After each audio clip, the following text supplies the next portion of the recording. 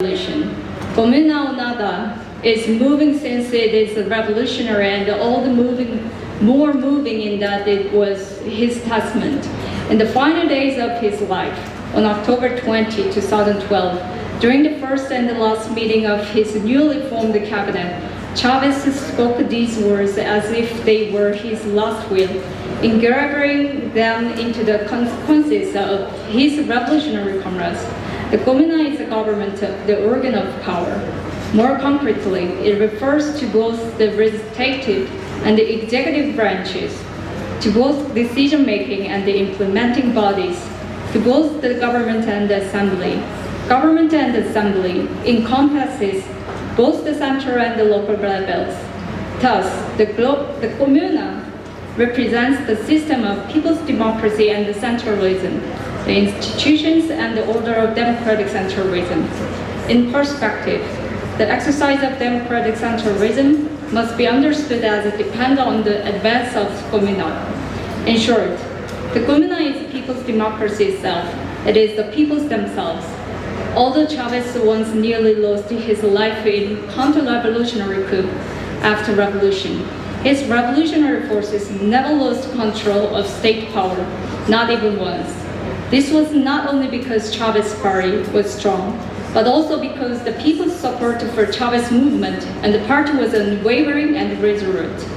The Bolivarian Revolution continues to be inherited, deepened, and developed under his faithful successor, Nicolas Maduro, even after Chavez was assassinated by the imperialist forces. Maduro said, "The Comuna is the great center of the direct democracy and the shield against imperialism." The reason Chavez did not die even in death and continues to live vividly among the peoples is embodied in his words, Comuna o nada.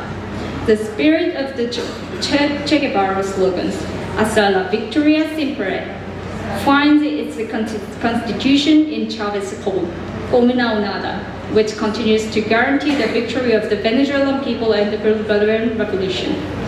Venezuela's Comuna is, of course, rooted in the long history of the people's life and the struggle in Venezuela, while at the same time it is connected to the broader historical experience of people's government shared throughout world history.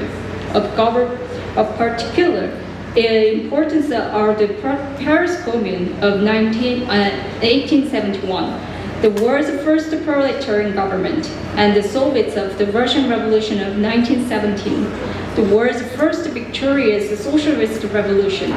These two historical experiences provided revolutionary inspiration to national liberation resolutions, people's democratic resolutions, and the socialist revolution in many countries, including the Democratic People's Republic of Korea, the PRK, and become classical historical experiences, paradigms of people's government, creatively embodied in each country. Unlike in developed capitalist countries, in colonial countries, the primary contradictions and thus the foremost revolutionary task is national liberation, the elimination of national oppression. Lenin clarified the revolutionary truths of proletarian dictatorship.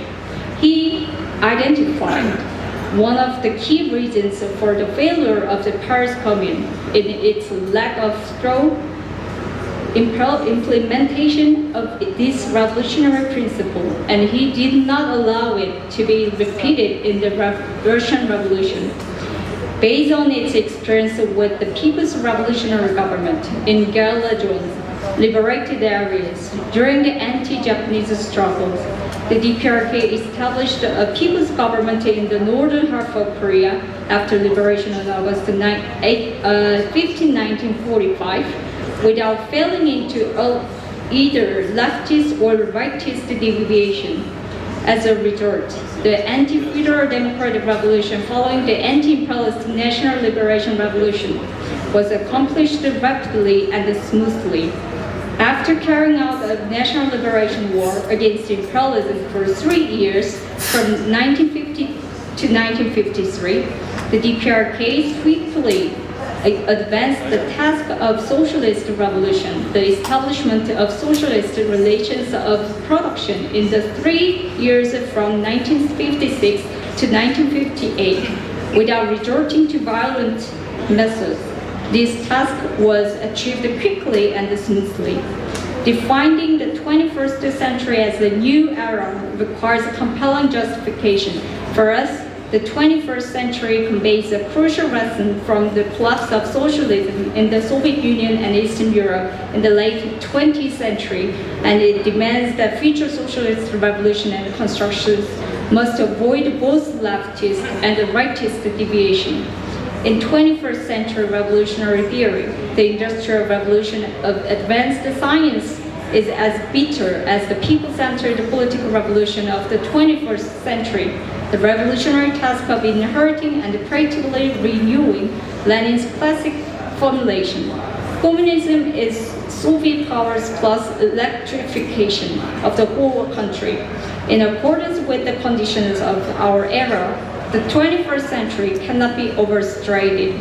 Today, the Soviet power is the Comuna, the people's government, and the electrification is advanced science. Thank you very much.